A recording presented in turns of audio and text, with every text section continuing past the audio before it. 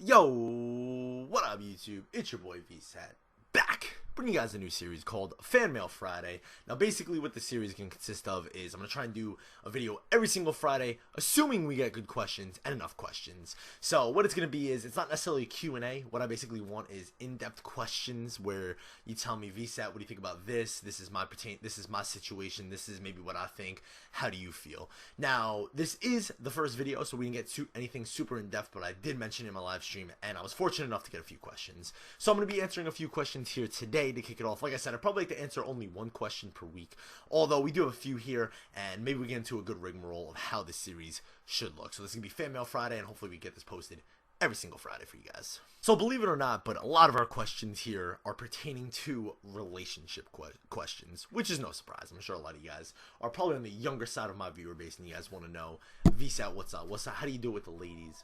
What is the situation looking like? So the first question is actually anonymous, which is fine. If you want to sign off and say who you are, that's totally fine. If you don't sign off, I'm not going to use any names. So the first question is, okay, so I have this girl that wants to date, and it's DTF, but she's moving in July to another state. Should I do it or say screw?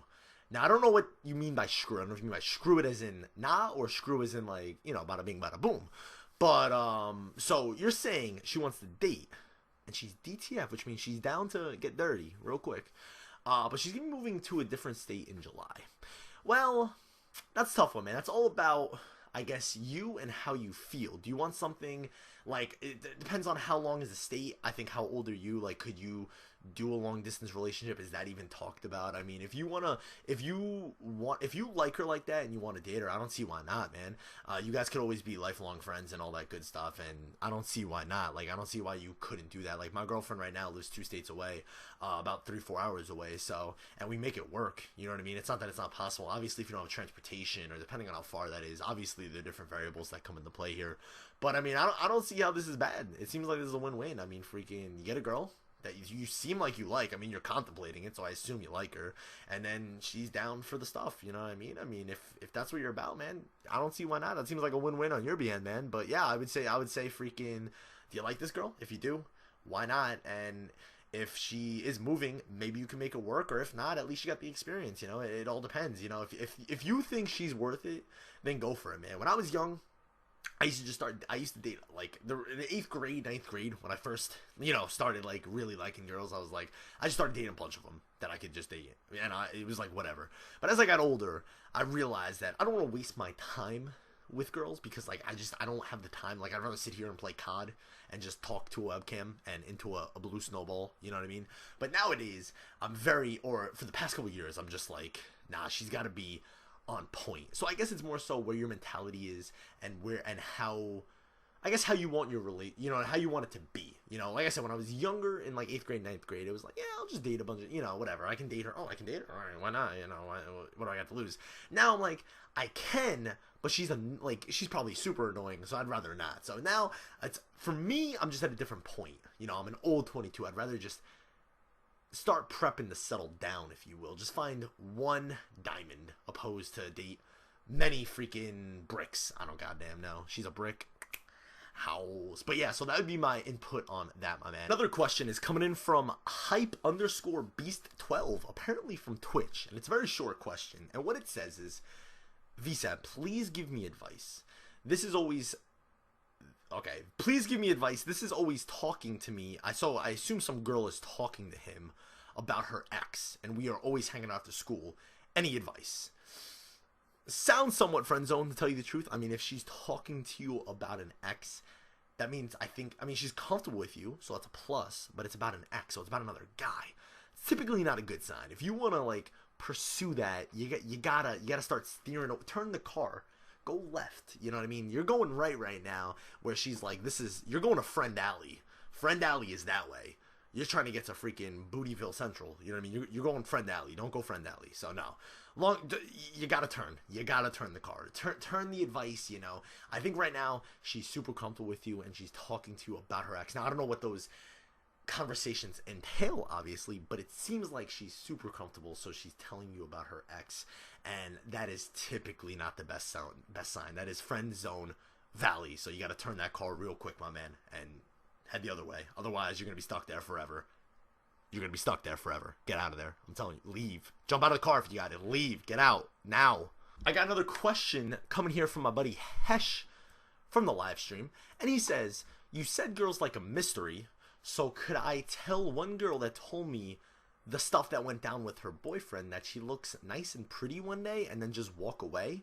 Oh, and a follow-up question. She told me about the stuff about her and her boyfriend out of nowhere. All I said was, "Hi," and then she said, "Hi," bada bing, bada boom, led to some other stuff. Okay, gotcha. So, I don't know. I mean, so basically in the stream, I talked about episode of Drake and Josh where I think the mom was schooling Josh on how to get girls, so he just walked up to a girl, he's like, "I like your sneakers," and then he bounced, and then she got the number. It doesn't necessarily work like that from my experience, although what I would tell you is girls typically do like, or I think, not even necessarily girls, but I think people just typically like a mystery, my man. So, you know, don't show the full hand. That's what it's about, you know what I mean? I mean, I hate to say it, but life and relationships, all these things are just somewhat of a game, and I'm not saying you gotta play the game, you gotta play her out, you know, I'm just saying don't show your full hand, you know what I mean? Show the hand that you want her to see, you know what I mean? And girls will appreciate that because they see the full hand and they might not like the foundation, or if they see the full hand, they know what you're offering from the get-go.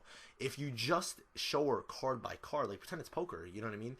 Just don't, you gotta bluff, you know what I mean? You gotta play the bluff, you know, I'm not saying full-blown lie to her, but just leave it mysterious, man, you know? Freaking, if for example, like if a girl asks like, "Oh, Hesh, like, what's your plan, you know, 5 years from now? What do you want to do for a job?" And like, I don't know, I might be an astronaut, you know, just something keen like that. Jokes, girls typically like dudes that are funny. I think jokes, be mysterious. Don't lay the full cards on the table. They don't want that.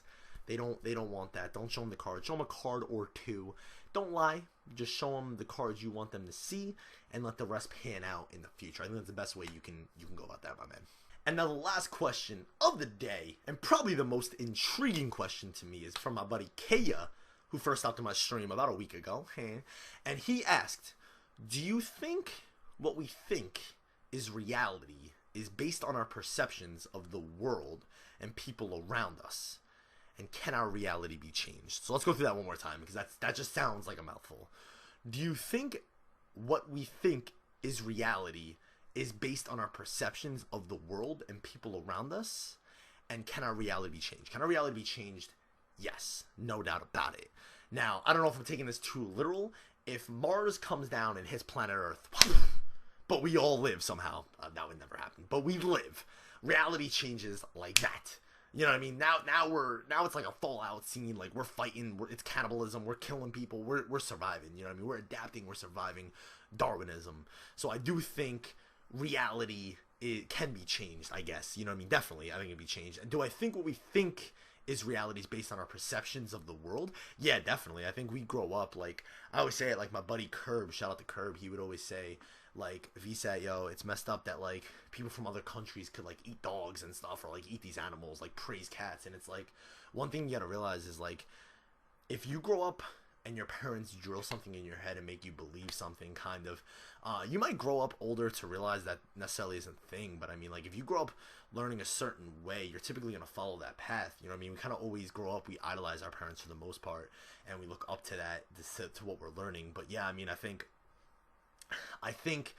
the world and the reality of our world is just definitely from our own perception. You know what I mean? I think, you know, and I think that's 100% true. Like, if you take people from, you know, two different countries and that grow up two different ways, like, obviously their perception of everything is just going to be completely different. So it's kind of a no-brainer, if you ask me, from that perspective. Although I do find it to be a very interesting question. But yeah, I think, honestly, what we make the world to be is just kind of made up. Like, our society's kind of just all made up, man. Like, we sit here and, you know, whether we're religious or not, you know, we follow these laws that have been laid down for us. Like, you can't kill people, you can't steal, you can't do all these things. And in some ways, like, if you think about it, like, we came to this earth just like, I guess, any other animal, and we're just basically trying to survive. And then we just grew to be smarter and smarter and smarter and became more civilized and whatnot. And here we are now, you know, with these set of rules, even though, like, I still think in some sense it's like in our DNA.